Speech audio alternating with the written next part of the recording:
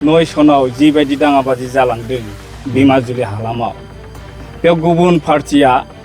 बै समाव सरकाराव दंमोन बिपिएफ हानजा आरो 2014 मायथाइयाव जोंनियाव बेयावबो गुला गुजि जादों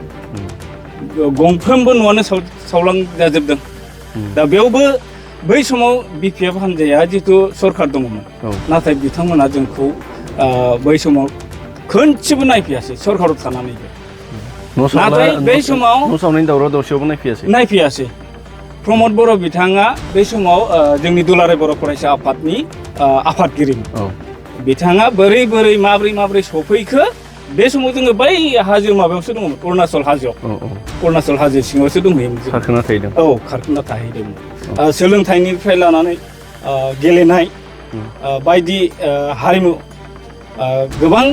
खामानि मावनायखौ जोङो ससियेल मिडियानि गेजेरजों जों नुबोगासिनो दंखायो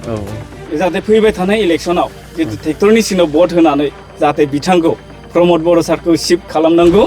आरो आद्रा थानाय जितु हाबा खामानिफोर बेखौ सम्पूर्ण खालामनो थाखाय बिथांनो चान्स होनांगौ आरो गिबियावनो आङो बड'लेण्ड रादाब टीमनिसिम आंनि गोसो गोरबोनिफ्राय रोजा रोजा साबायखर जासिग्रोनाय जाबाय थ' दिनै जोंनिया एफआरसि हिसाबै गोजोनपुर एफआरसि थ' थांनाय जिहेतु 2020 मायथाइनि 27 जानुवारि नङा होमबा बेयाव 3थि बर'नि एकर्ड जादों नङा होमबा थ' बे एकर्डआव थानाय जितु दफा 3.1 मोन नामा दफाया थ' बेयाव दफा हिसाबै थाखानाय बायदियै जिहेतु जोंनि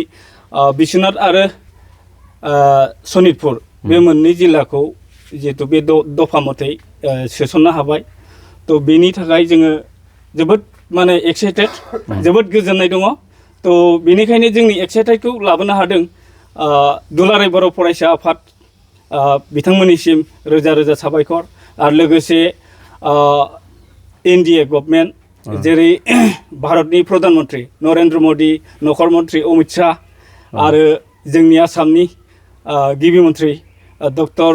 हिमन्त बिश्व शर्मा सारमोननिसिम आंनि गोसो गोरबोनिफ्राय आं बिश्वनाथ हालामनि जानानै बिथांमोननिसिम रोजा रोजा साबायखर दा खोथाया जिहेतु बे हालामा जे हाबबाय दा जोङो फैगासिनो दा बिटिआरनि इलेक्सन बियो सेप्तेम्बर दानाव जानो थांगासिनो दङ दा बेनि थाखाय जोङो बहुत एक्साइटेड आग्रथि जानानै दं माला सफैगोन भटआ बेखौसो जों नेनानै दङ आरो जोंहा माखासे दुखुनांथाव बाथ्राया बेनो किसुमान गामिफ्रा एसे थालांनाय जादों थ' निस्सय बियो लासैनो बे जाफुंजोबगोन जाहाथे आं बड'लेण्ड रादाबनि गेजेरजों जायफोर गामिया थालांबाय जाहाथे बिथांमोनखौ आं खावलायो जेबो सिन्था खालामनांगौ गैया होननानै लासैनो गासैबो माने सम्पूर्ण जागोन आं बेखौ मिजिंथिदों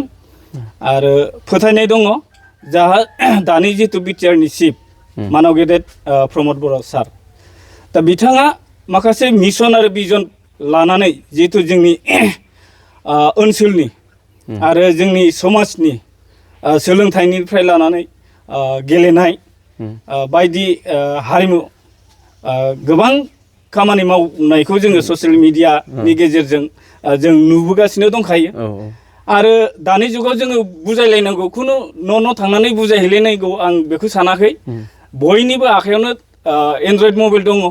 फेसबुक सालायो इन्सटाग्राम सालायो नङा होमबा टिकटक सालायो बेफोरनि गेजेरजों जों नुबोगासिनो दंखायो मा मावबोदों दा नोंखायनो आङो बिश्वनाथ हालामनि जानानै बिश्वनाथ जिल्ला आरो सनितपुर जिल्लानि साफ्रोम रायजो राजाफोरखौ आङो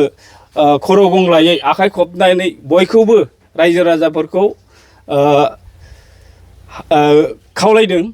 जाहाथे फैबाय थानाय इलेक्सनाव जितु ट्रेक्टरनि सिनाव भट होनानै जाहाथे बिथांखौ प्रमद बर' सारखौ शिफ्ट खालामनांगौ आरो आद्रा थानाय जितु हाबा खामानिफोर बेखौ सम्पूर्ण खालामनो थाखाय बिथांनो चान्स होनांगौ आरो जे 2009 सनाव जिबायदि दाङाबाजि जालांदों दैमाजुलि हालामाव बेयाव गुबुन पार्टिया बै समाव सरकाराव दंमोन BPPI हानजा आरो 2014 मायथाइयाव 2014 मायथाइयाव जोंनियाव बेयावबो गुला गुजि जादों गंफ्रोमबो न'आनो सावलांजाजोबदों दा बेयावबो बै समाव BPF हानजाया जितु सरकार दङमोन नाथाय बिथांमोना जोंखौ बै समाव खनसेबो नायफैयासै सरकाराव थानानैबो नाथाय बै समाव न' सावनायनि दावराव दावसियावबो नायफैयासै प्रमद बर' बिथाङा बै समाव जोंनि दुलाराय बर' फरायसा आफादनि आफादगिरिमोन बिथाङा बोरै माब्रै सफैखो बे समाव जोङो बै हाजो माबायावसो दङमोन अरुणाचल हाजोआव अरुणाचल हाजो सिङावसो दंहैयोमोन जों खारखोना थाहैदों खारखोना थाहैदोंमोन दा बेखौनो आङो खावलायगोन आरो दिनै जोङो 30-35 बोसोर जितु सोमावसारबोदों मोनफ्रोमबो सोमावसारनायाव जोङो बे हालामनिफ्राय जोङो बाहागो लाबोबाय थादोंमोन खिन्थु बर'नि एकर्डआ जिहेतु सिगाङाव मोननै जालांदों जेरै BSC एकर्ड बिनि उनाव BTC एकर्ड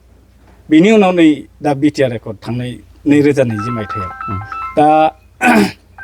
बेखायनो आङो साफ्रोमबो रायजो राजाफोरखौ खावलायदों दिनै जोंहा गोबां जोंनि हारिनिनो बिदा फंबाय जोहोलावजोफोरा मुंख्लं जालांबाय सोरबा आथिं बुख्रुबनानै गालांजाबाय आखाइ बुफायनानै गालांजाबाय सोरबा खानानै जानानै थांबाय आरो जायफोर